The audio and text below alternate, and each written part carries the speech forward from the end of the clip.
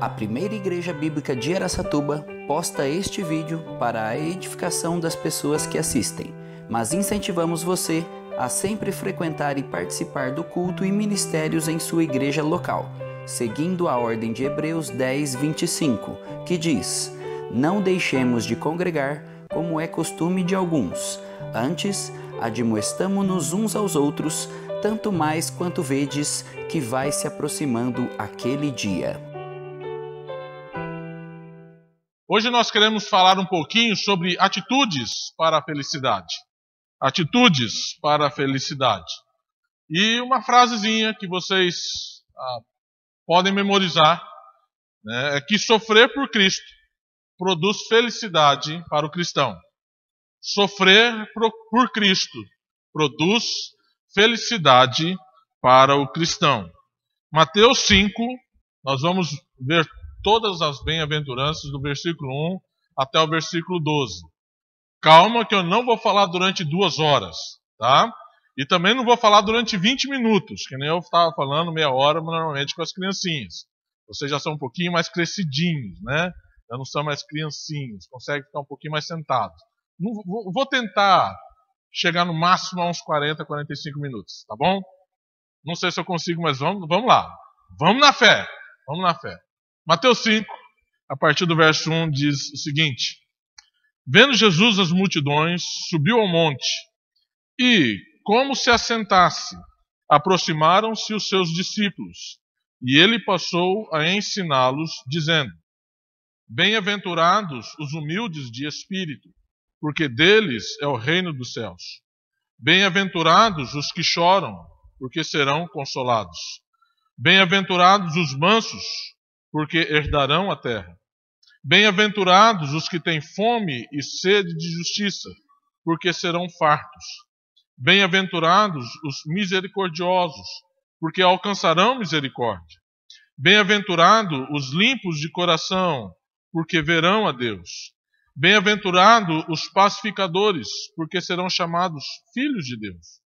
Bem-aventurados os perseguidos por causa da justiça, porque deles é o reino dos céus.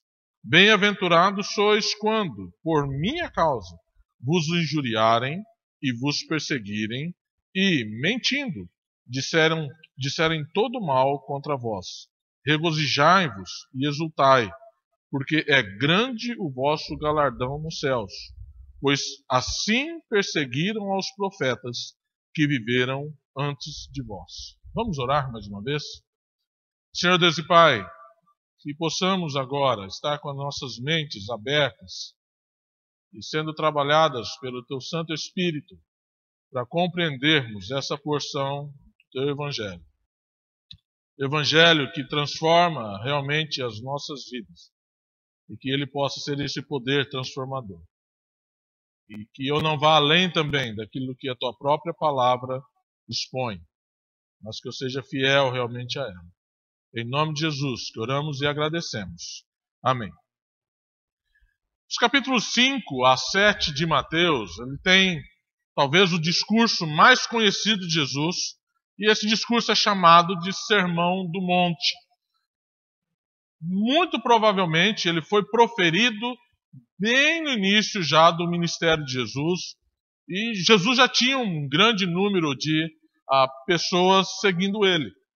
E quando nós olhamos esse sermão, esse discurso todo, tanto do capítulo 5 até o capítulo 7, nós vemos todo esse discurso se referindo ao reino dos céus. E só uma explicação bem rápida, né? Eu não tenho tempo de expor com mais detalhes a diferença entre reino dos céus e reino de Deus. Mateus ele vai usar muito reino dos céus, Marcos e Lucas muito reino de Deus. Basicamente, uma explicação bem simples. Toda vez que você se ler nos evangelhos reino dos céus, ele está se referindo ao reino milenar, ao milênio, ao tempo em que Cristo estará reinando. Então é um reino terrestre, é um reino físico. Tá? No tempo do milênio, após a tribulação. Toda vez que você lê nos evangelhos, reino de Deus, esse reino é um reino espiritual, é o reino do nosso coração, o reino dos céus, de Deus que vem até nós. Nós poderíamos, em parte, dizer que a igreja hoje, ela pertence a esse reino, ao reino de Deus, espiritualmente falando, futuramente, isso escatologicamente falando, ela também pertence ao reino dos céus, porque estará reinando com Cristo. Mas quando Mateus ele menciona o reino dos céus, ele está fazendo uma referência direta ao reino milenar, a como será esse reino aqui na terra. E esse Sermão do Monte, ele está fazendo justamente essa colocação. Ele está dando todos os parâmetros, todos os princípios de como será o reino dos céus, o milênio aqui na terra, quando Cristo estará reinando com cetro de ferro. Ah, Newton, mas se então o Sermão do Monte é só com relação ao reino milenar, a quando Cristo estará aqui, então eu não preciso ver isso agora. Não. Você já faz parte do quê? Como cristão, você faz parte do quê? Do reino. Você faz parte do reino. Agora, se isso aqui são as características do cidadão deste reino, eu devo viver essas características agora, porque eu já faço parte desse reino. Não há desculpa para mim dizer, não, isso aqui é para o milênio. Não, eu tenho que viver agora tudo aquilo que será o padrão dentro do reino, dentro do milênio. Eu não posso viver de uma forma diferente. Então o que Cristo está colocando aqui é exatamente isso. Olha, o reino, o milênio, ainda não começou. Ele ainda será implantado. Mas a sua vida, agora, como meu seguidor, como um cristão, deve condizer com quem você é ou de que reino você faz parte. Como brasileiro, eu vou viver de uma forma que eu esse país. Eu sei que muitas vezes é difícil nós amarmos o nosso país, vendo o que acontece, casos de corrupção, favorecimento de tudo quanto é classe. É complicado. Mas nós somos o quê? Brasileiros. E como tal, nós devemos amar e viver nesse país dentro das suas leis, obedecendo às suas leis. Agora, há uma lei maior, a lei de Deus, de que eu faço parte também do reino dele, e eu preciso obedecer a essas características. 2 Coríntios 5,17, é bem claro. E assim, se alguém está em Cristo, nova criatura é. Percebe? Nova criatura é. As coisas antigas já passaram. Eis o quê? Que se fizeram novas. Eu não tenho desculpas para não querer viver de acordo agora com o reino a que eu pertenço. Eu pertenço ao reino, aquele que será implantado, porque eu criei em Cristo como meu único e suficiente Salvador. E esse reino tem regras, ele tem princípios, ele tem características que todo cidadão que pertence a ele deve colocar em prática em sua vida. E nós vamos começar, então, a ver quais são essas características. Agora, como tem sido sua vida como cristão?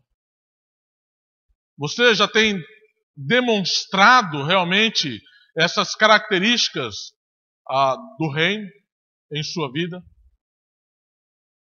Nesses primeiros 12 versos, nós temos algumas características. A gente olha para as bem-aventuranças e diz, poxa, é só coisa legal. Mas quando nós olhamos, bem-aventurado, tal coisa, porque farão isso.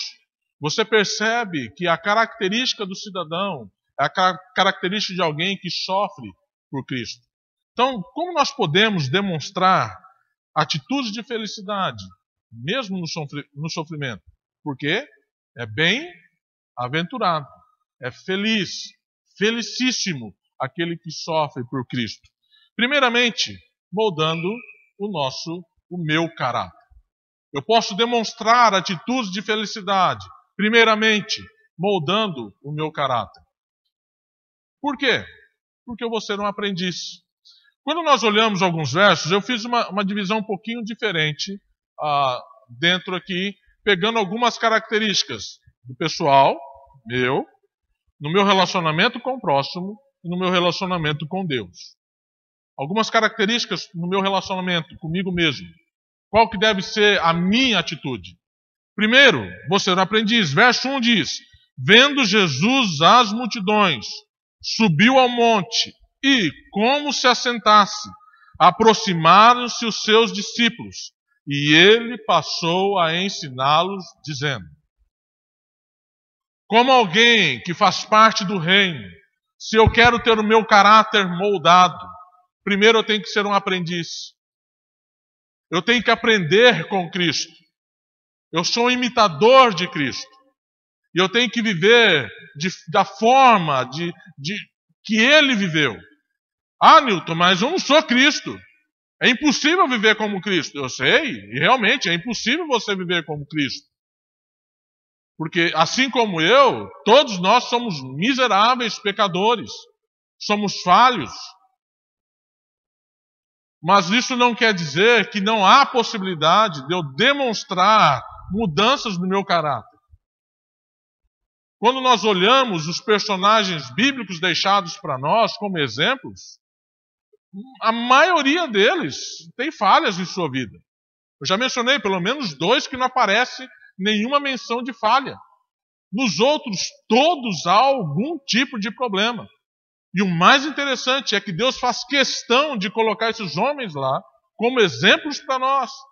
Para dizer, jogar na nossa cara: olha, você está dizendo que não consegue? Esse homem também tinha esse problema.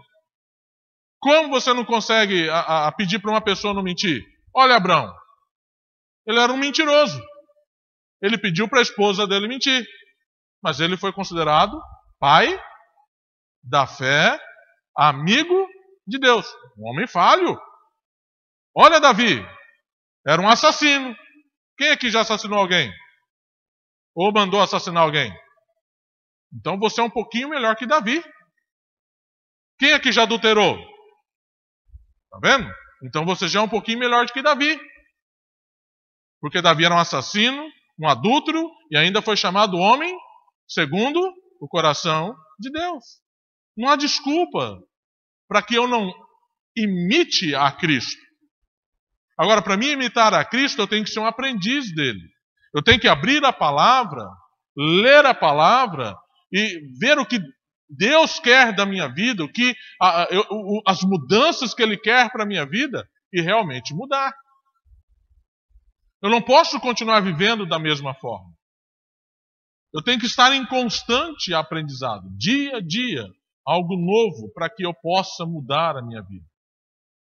Mudando o meu caráter também, eu vou ser humilde. Verso 3, a primeira bem-aventurança.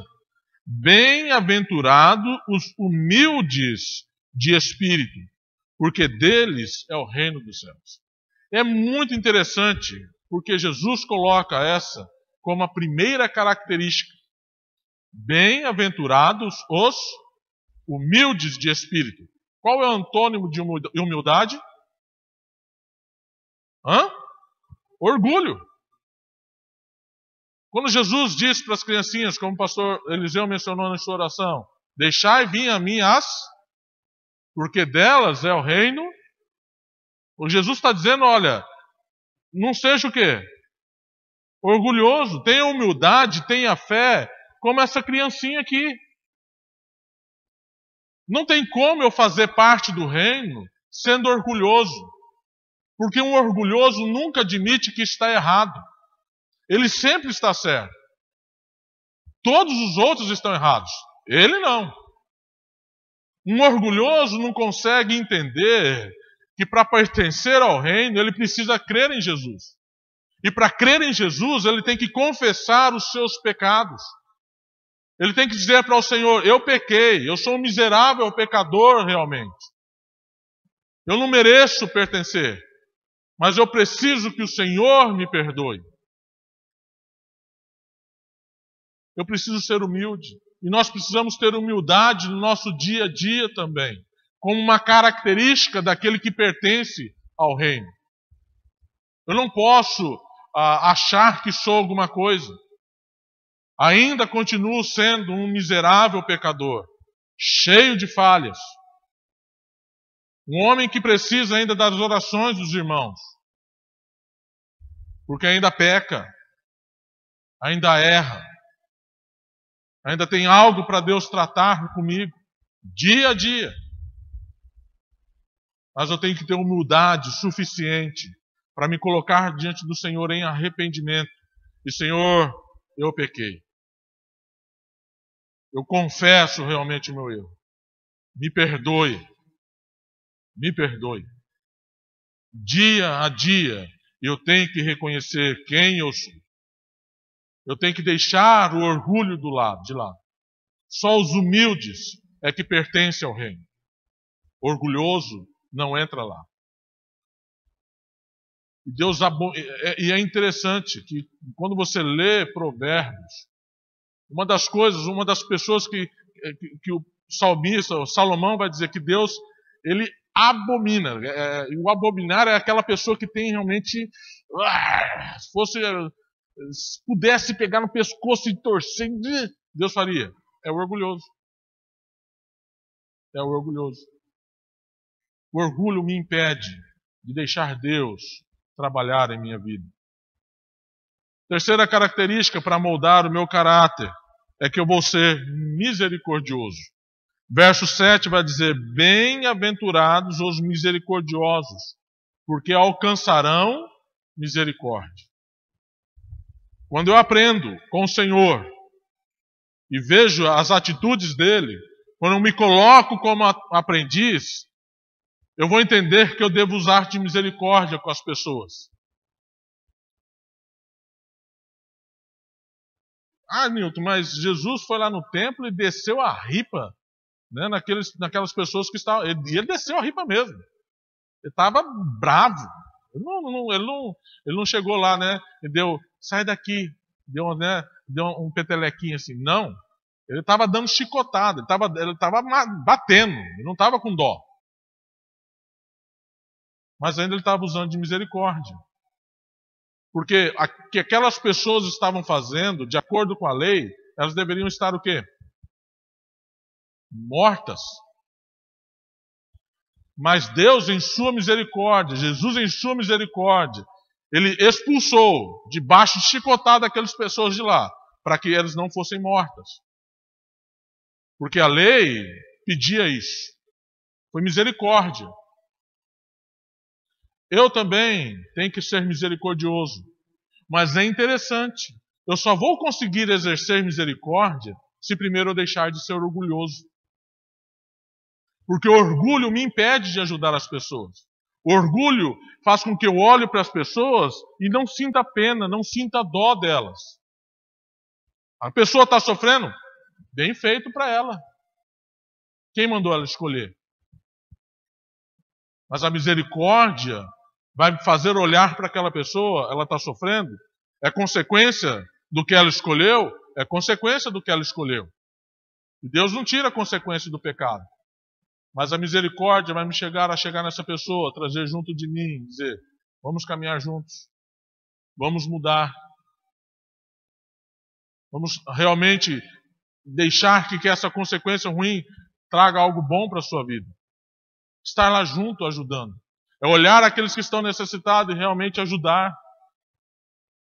Quanto de misericórdia nós temos ajudado, nós temos demonstrado para os nossos irmãos ou para as pessoas que precisam de misericórdia. Essas são duas características do cidadão do reino. Humilde e misericordioso. Mas eu preciso moldar o meu caráter para que isso possa ser real em minha vida. Segunda característica, ou segunda forma de eu ter atitudes de felicidade, é ajudando o meu próximo. Percebe? A abundância começa em quem? Em mim. Vai ser impossível ajudar o próximo se primeiro a mudança não acontecer em minha vida. Se primeiro eu não buscar a ajuda do Senhor para que Ele molde o meu caráter, para que Ele transforme quem eu sou, eu não vou ter capacidade de ajudar o meu próximo. E é isso que Jesus está colocando aqui. Não é só você a transformar a sua vida, mas a transformação da sua vida vai levar você a ver o próximo e procurar ajudá-lo. Como você vai poder ajudar o seu próximo? Primeiramente, sendo compassivo. Verso 4 vai dizer assim: bem-aventurados os que choram, porque serão consolados. Por quem serão consolados? Óbvio, por Deus. Mas quando eu vejo alguém chorando, eu vou estar fazendo o que com essa pessoa?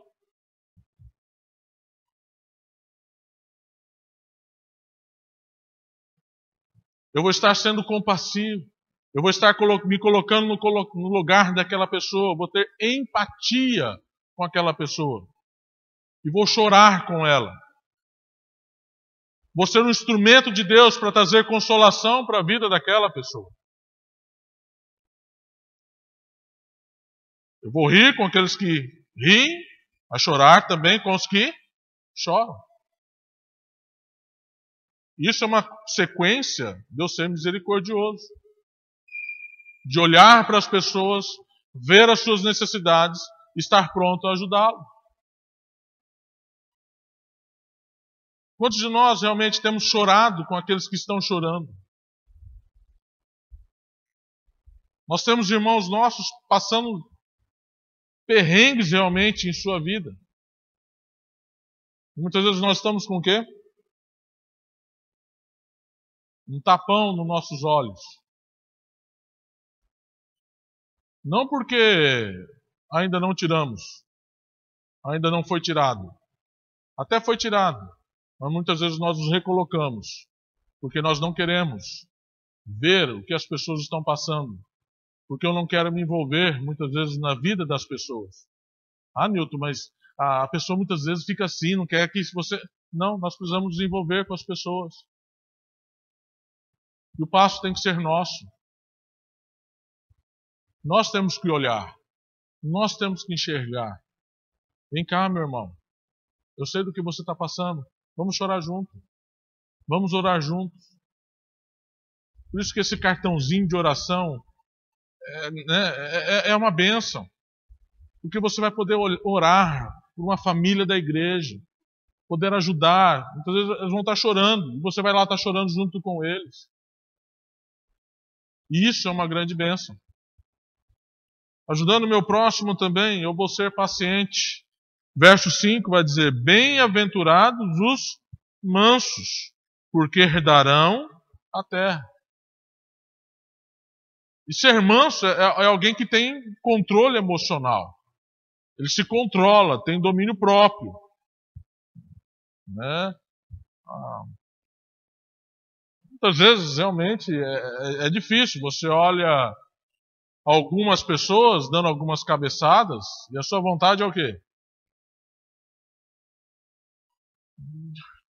Mas não é possível que esse cara está fazendo isso. Mas não entender, mas como ele está fazendo isso?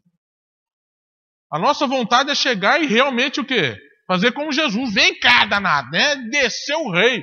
Vamos ver se não aprende agora. Não. Ele está dizendo para nós sermos o quê? Mansos. Pacientes. Nós aprendemos. Talvez eu passei algumas situações onde me levou a ter paciência. Mas aquela pessoa talvez não aprendeu alguma coisinha. Então na hora de eu o quê? Ajudá-la. Ter paciência. Saber que há níveis de crescimento, há níveis de maturidade dentro da igreja. E eu preciso ter paciência com todos. Vai ter aqueles, né, que acham que sabe tudo. Né? E vai chegar aqui e vai dizer: não é assim, meu irmão. Lógico que não, rapaz. Você está errado. Eu aprendi assim, assim, assado. Meu irmão, mas não é isso que a Bíblia diz. Não importa. Né? E você vai ter que... vamos lá. Vamos, senta com o camarada. Vamos lá, meu irmão. Vamos ver aqui uma coisa. Não, pastor, mas... Não, paciência. Vai ter alguns que você vai falar 1, 2, 3, 4, 5, 10, 50, 100 vezes. Vai pensar, ou essa pessoa é surda, ou ela é lesada. Ela precisa de um tratamento psicológico. Não é possível. A gente está falando e não entende? Você também tem que ter o quê? Paciência. Calma. Mansidão. Apesar de muitas vezes você querer o quê? Chegar ao chicote. Não, calma. Né? As aulas de Gênesis estão sendo um teste de paciência, né? Eu não sei se vocês estão entendendo alguma coisa ou se vocês estão com vergonha de perguntar. Não é possível, né? Não sei lá. Mas tem que ter o quê? Paciência. Para me ajudar o próximo, eu preciso ser paciente. Ajudando o meu próximo também, eu vou ser um pacificador. Verso 9 vai dizer assim: bem-aventurados os pacificadores, porque serão chamados filhos de Deus. E o pacificador é aquele que promove o quê?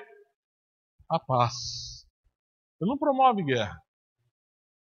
Ele vê 12 irmãos se estapeando, ele não vai falar assim: vamos lá, para aí. O que está acontecendo? Isso. Não, peraí, primeiro round acabou. Aí, o que aconteceu? Isso aqui. Aconteceu isso aqui? Beleza. Tem, segundo round, vamos lá. Não, mas olha, eu disse isso, hein? Não, ele não vai ser esse tipo de pessoa que bota a lenha na fogueira. Ele não vai lá no posto Canaã comprar gasolina e falar: vamos jogar o negócio, vamos fazer pegar fogo nesse negócio, né? E tem alguns irmãos que são assim, que ao invés de serem extintores de incêndios, são a combustível, são gasolina no fogo.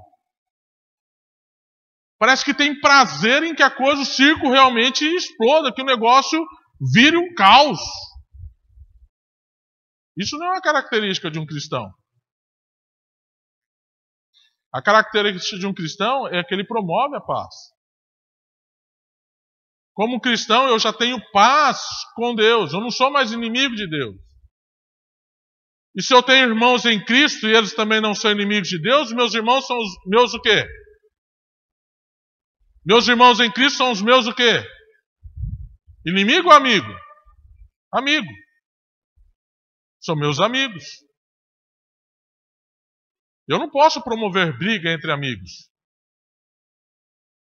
E Jesus também disse que eu devo amar até os meus o quê? Inimigo. Quer dizer, eu tenho que promover a paz até com aquele que é meu inimigo. Aquele que eu sei que deliberadamente não gosta de mim e faz de tudo para prejudicar a minha vida. Eu tenho que ser amigo e promover a paz com ele. Essa é a característica de um cidadão do reino. Vou ser um pacificador. Terceira atitude, para demonstrar felicidade, é demonstrando santidade. Verso 6, verso 8 e depois o 10 a 12 vai dizer isso. Agora no meu relacionamento com Deus. Como eu me relaciono com Ele? Primeiro, comigo mesmo. Eu tenho que moldar o meu caráter.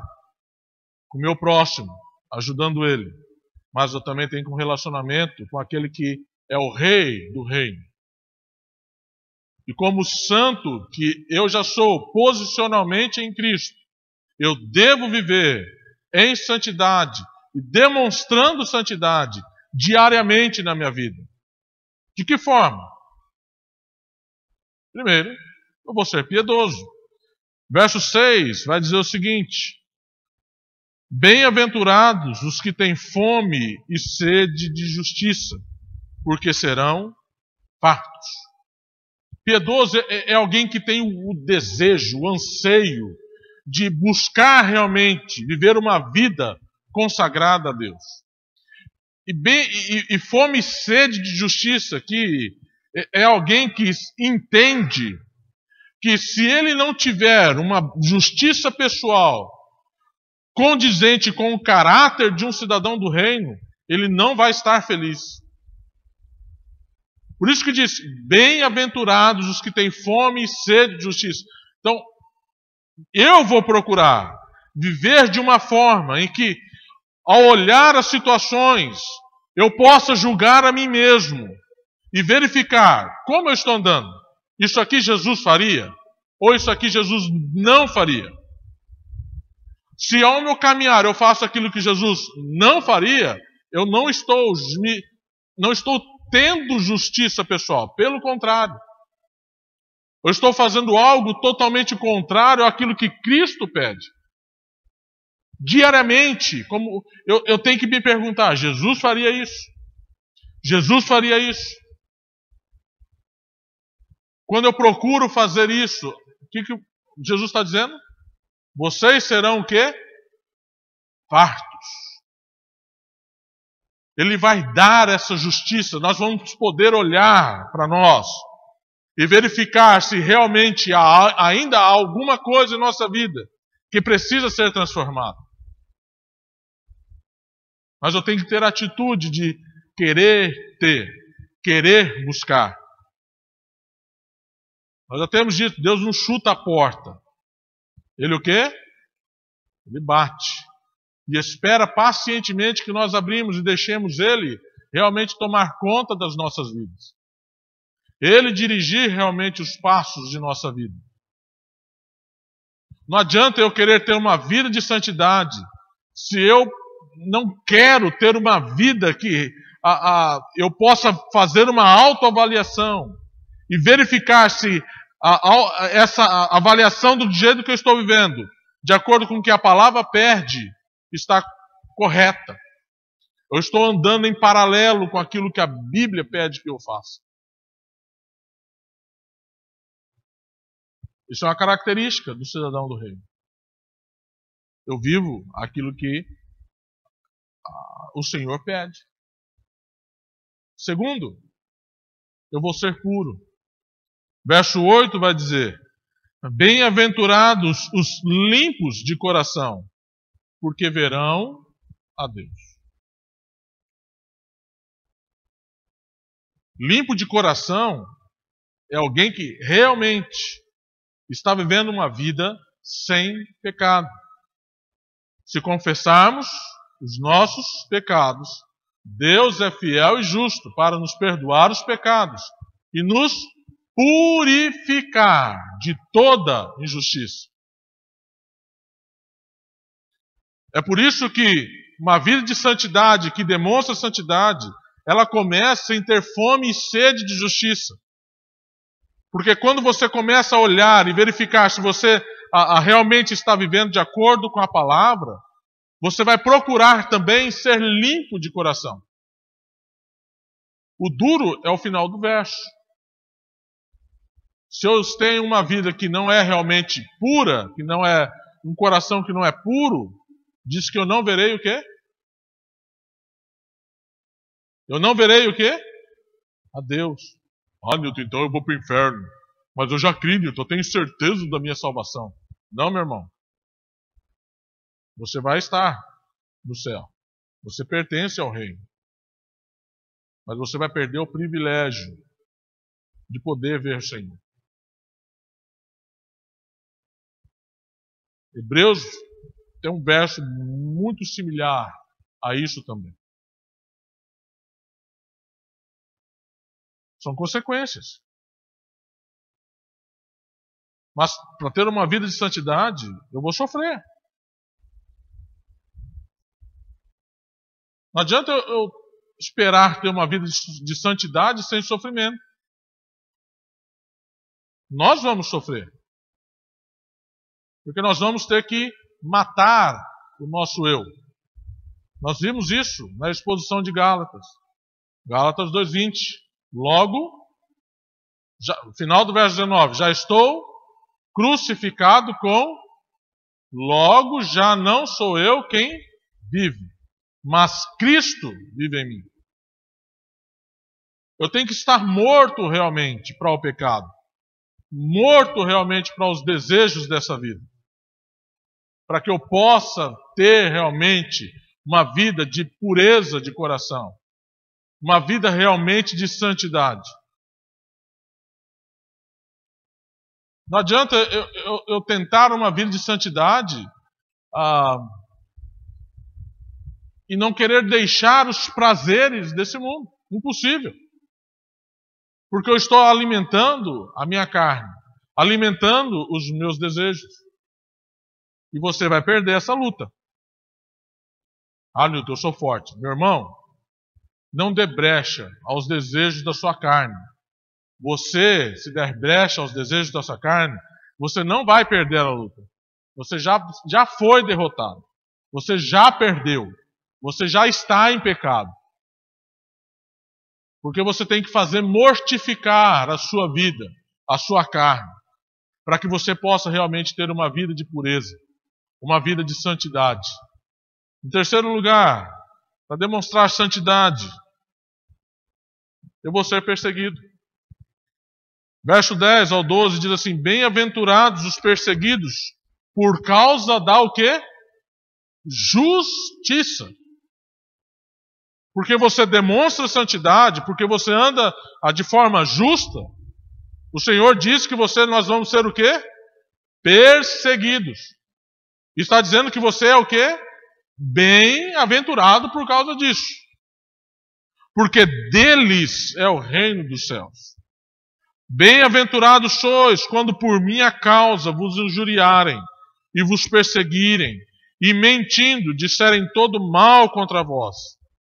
E olha o que o verso 12 diz: regozijai e exultai, porque é grande o vosso galardão nos céus, pois assim perseguiram aos profetas que viveram antes de vós. Você está sendo perseguido por causa da sua vida de santidade? Jesus está dizendo o quê? Regozijai e exultai. Seja feliz. Sofra feliz por causa do nome de Cristo. Porque você está sofrendo por aquele que morreu na cruz do Calvário por você. O que Jesus passou por mim e por você, o sofrimento que ele sofreu, é muito maior do que o que nós passamos. E a gente vive num país, hoje, é livre.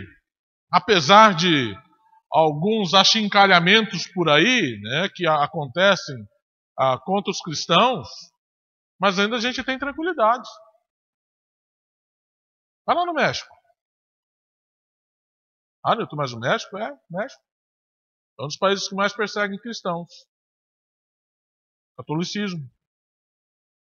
Mata. Uns 3 anos atrás mataram um casal de missionários que estavam pregando o Evangelho. Vai lá na Coreia do Norte. Nós oramos o ano passado 30 dias pela Coreia do Norte. Vai ser cristão lá. Lá é tranquilo. Você só precisa ir em cavernas, entendeu? Para louvar o Senhor. Normalmente você vai ter uma folhinha ou outra da Bíblia. Alguns têm o privilégio de ter a Bíblia inteira, mas ninguém pode saber. Ou então você é jogado em campos de concentração e de trabalho forçado. Vai ser cristão lá no Irã. Onde eles apedrejam, decapitam, enforcam a pessoa só por professarem a sua fé em Cristo.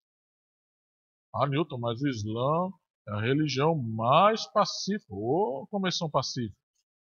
Eles são pacíficos com aqueles que seguem eles. Se você não segue o islamismo, você é morto. É fácil ser cristão no nosso país.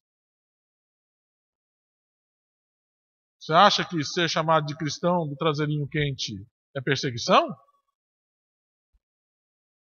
Você acha que ser santinho do pau oco é perseguição? Não é perseguição, não. Isso é nada. O que nós passamos no nosso país é nada. Ser taxado de homofóbico, de racista, de machista, isso é nada.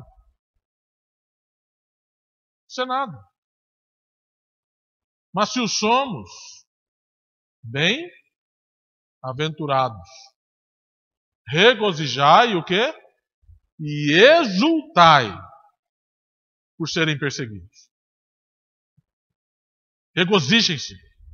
Seja feliz se você for perseguido. Se um dia for mandado embora do serviço porque você é cristão, alegre-se. Se um dia te der um tapa na cara porque você é um cristão, regozije-se. Glória a Deus. Vira outra face e deixa dar um outro tapa também. Se te xingarem por ser cristão, regozije-se.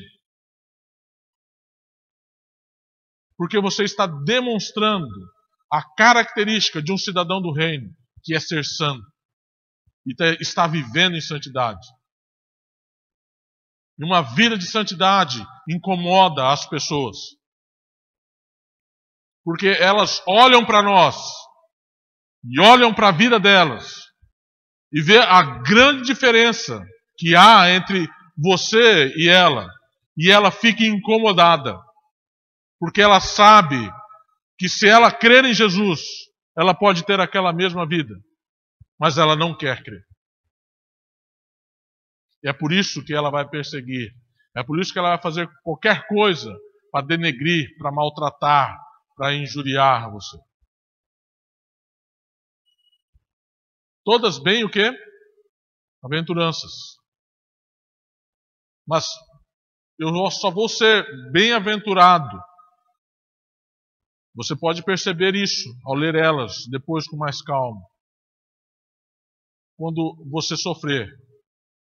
Porque para moldar o seu caráter, você vai sofrer. Porque moldar o caráter vai envolver você arrancar partes de sua vida. É sofrimento. Porque você vai ter que deixar de fazer algo que você gosta. Para você ajudar o seu próximo, você vai sofrer também. Porque você vai ter que muitas vezes engolir o seu orgulho. Você vai ter que, muitas vezes em momentos de raiva, ser paciente. Ter compaixão das pessoas. Amar o teu inimigo. Para você ter uma vida de santidade, você também vai sofrer. Porque envolve você diariamente morrer para você mesmo. Tomar a cruz de Cristo e segui-lo. E cruz, o símbolo da cruz, é um símbolo de sofrimento. É um símbolo de dor. É um símbolo de perda. Símbolo de morte. Não é algo bom. Como meu pai já mencionou aqui também para vocês. Ser cristão não é para os fracos. Ser cristão não é para os fracos.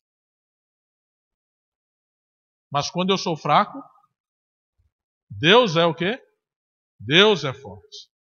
E é Ele quem me fortalece. E Ele pode fortalecer a mim e a você no momento de sofrimento. E nos trazer vitória. Talvez não agora. Mas eu sei que lá, quando eu estiver com Ele, no reino, eu vou poder olhar para trás e dizer, obrigado. Vou poder me regozijar e exultar, porque eu pude sofrer por Cristo. Como é um privilégio, realmente, sofrer por Cristo. Vamos dizer a frase? Sofrer por Cristo. Mais uma vez.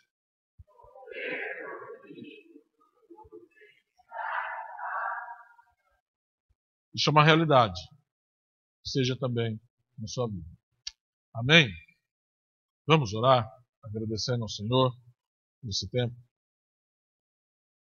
Senhor Deus e Pai, obrigado porque o Senhor nos deixou na Tua palavra as instruções daquilo que o Senhor requer dos participantes do Teu reino. Eu sei que é difícil nós apresentarmos essas características, mas elas não são impossíveis, porque o Teu Santo Espírito habita em nós. E o Teu Santo Espírito nos dirige realmente para vivermos de acordo com o que o Senhor deseja. Que possamos estar prontos a sofrer por Ti. Sofrer de uma forma alegre e feliz, porque estaremos nos parecendo cada dia mais contigo, naquilo que o Senhor sofreu também por nós, morrendo naquela cruz. O que pedimos, Senhor, é o teu auxílio, porque por nós mesmos, dentro das nossas forças, dentro das nossas limitações, viver dessa forma é praticamente impossível.